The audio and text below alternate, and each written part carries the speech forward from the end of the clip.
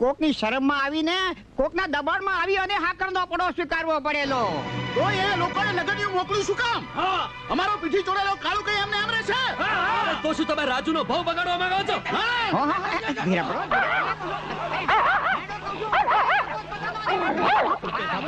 પેથા પટેલ માવજી કો છું. અમારી બહેનનો આંગણે પંચ વિખેરવાનું પાપ નહીં લગાડશો ભાઈ સાહેબ. બેહો. ના ના, હું એમ કહું છું કે આ પેઠા પટેલ તમે સમજો છો શું એમ કહું છું? ના ના, ક્યાંનો એમ કહું છું, ક્યાંનો મંડાયો છો કે એકબીજા કૂતરાની જેમ ચાદા મચ્યા છો તો હું એમ કહું છું અને તમે છો ને મને એકબીજાની વાતો કરે હા બહુ. ના ના, હું એમ કહું છું કોઈને કઈ કેવું હોય, કોઈને કઈ વાત કરવી હોય તો વાતો વાતે ઊભો થઈ જવાનું અને ઊભો થઈ જવું. ધાણે ઊભો થઈ જાય. પંચે તો પરમેશ્વર છે. પંચે પરમેશ્વર છે. હા તો બેહો પછી. અરે કાળુના વાલેશ્વરીઓ, બે ત્રણ જણા ઊભા થાવ અને હાડો મારી ભેગા વાત સમજાઈ દઉં એમને. હાડો. ચિંતા કરશો નહીં.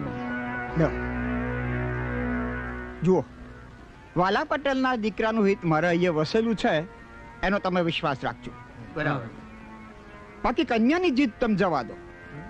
અને એક વાત છે, કન્યાનો મામો જો કન્યાને ચોરીમાં પધરાવાની ના પાડશે તો તમે કાયન કોણ જોડે પહેણાવશો. બરાબર. હે? માટે જે કઈ માગો એ ઇજ્જતનો સવાલ કરીને માગો. બરોબર ને? બધું મારા પર છોડો તો હું જે કઈ કરીશ એ તમારા ભલામાં કરીશ. પણ અમારો કાર્યો રખડી ના જાય. અલ્યા હું કહું છું બધું મારા ઉપર છોડી દો. એ બધું જવાબદારી મારી પછો છે કઈ. હાડો બા.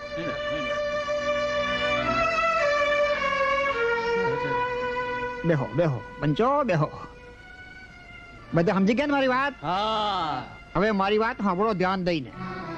કન્યાના મા બાપ છે ભાઈ, કન્યાને ધારે ત્યાં પરણાવી શકે. બરાબર ને? પણ ક્યારે? વાલા પટેલ ને આપેલું લગનિયું પાછું આવે ત્યારે. પણ પાછું આપેલું લગનિયું તમે સ્વીકારો છો? બરોબર. હવે એક જ વાત બાકી રહી. કન્યા પક્ષ વાળા વર પક્ષ વાળાને 11-20 રૂપિયા રોકડા આપી દે. બરોબર ને મનોહરભાઈ? બરાબર પેથા પટેલ, બિલકુલ બરાબર. બરાબર નહીં? અત્યારે ઘડી ગણી અરે આ રહ્યા 11-20 રૂપિયા રોકડા. લ્યો. શંકરદા લ્યો 11-20 રોકડા ગણી લ્યો. પછીની વાત પછી ઈની મોય ને ઈનો દંડો. પણ આ છૂટી થયેલી કન્યાને પરણાવી ક્યાં? અરે ગામની ફિકર કર્યા વગર તું તારું કરને. એની માને મામો 12 વર્ષના બેઠા છે અને પંચો ઉભો થાવ. હડો રોટલા ભેળા થાવ, રોટલા ભેળા. આમ આપણા દી નહીં વળે. નાટની પંચાયત.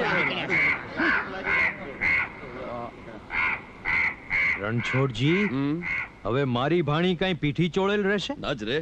મારે આજ માંડવે એનું કન્યાદાન કરવું છે. જાઓ તમે તમારા ભાઈ નાની અને ગણેશ બેહાડો હમણાં જ.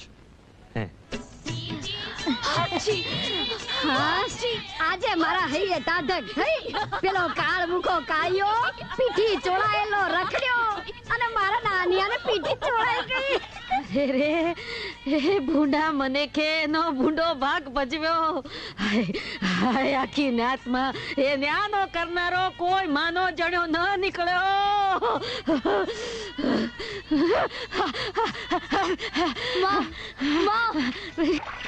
આખા ગામમાં જઈને નોતું આલી આવું કે મારા નોનિયાના ગણેશ બેહાડે છે, બધાય વધાવા આવજો. અલી એ જડી, એ રૂખી, એ રૂપલી, અરે જમકો જો જાય છે વધાવા આય. હેડલી હેડ રે મારા નોનિયો ગણેશ બેહાડે. અરે એ જમકો, અરે એ ચુની જો ગઈ હેડ હેડ મારા નોનિયો ગણેશ બેહાડે. વધાવા હેડોલી. તે મનોરદા, આના ન્યન કોણ જોડે પહેરાવા માંગો છો? કોની જોડે એટલે રાજુની હાથે. કેમ? એના જુદા ખનખનિયા પડશે. હો જુદા છે ને? આ હોનન કડું તો આલ્યું છે. એ તો વિવાહ તોડવાનું, વિવાહ જોડવાનું નવું જોઈએ કે નહીં? હવે એમ તો કઈ હોતું હશે. ચાલ્યું છે બરાબર છે, હવે બીજું કઈ ના મળે. લો તાર રોમ રોમ.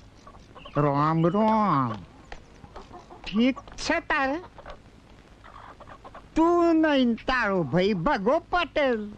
ના ના, મનોહર પટેલ એકલાને જ ભાણી છે કે કોઈના યુવા ભાંગે છે ને કોઈના સંધાડે છે? મારી દીકરીનો શો વાંક કે નાનું જમાઈ ફેર પડીને મારી દીકરીને ઘેર રાખીશ, પણ એ નાનિયાને તો નહીં જ પરણવા દઉં. અરે પેથા પટેલ, તમે આગેવાનોએ આ શું કરવા માંડ્યું છે? તમારા દીકરાઓના બબ્બે બૈરા કરવાના અને અમારા ગરીબોના થયેલ વિવાહ તોડવાના? ભાઈઓ, પેથા પટેલનો ન્યાય કોઈને બે બૈરા કરાવવાનો કે કોઈના પીઠી ચડાવેલા છોકરાઓને રખડાવવાનો નહીં હોય એની તમે ખાતરી રાખજો. હવે મારો ફેસલો સાંભળો. આ ઠાસરા વાળા જગા નરસિંહની છોડી ભલી એનો હગઈ થયેલો વર 15 દાડા પહેલા જ ગુજરી ગયો છે. એની હગઈ થાય વાલા પટેલના દીકરા કાળિયા જોડે. અને કાળિયા વાળી છૂટી થયેલી પેલી રાજુ એ પૈણે આ જગા નરસિંહના દીકરા દયાળજી જોડે.